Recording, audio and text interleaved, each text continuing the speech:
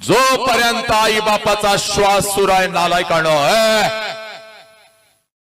जोपर्यंत आई बापाचा श्वास सुरू आहे, आई बापाच्या प्रत्येक श्वासाला जीव लावा, आई बापाच्या प्रत्येक श्वासावर प्रेम करा।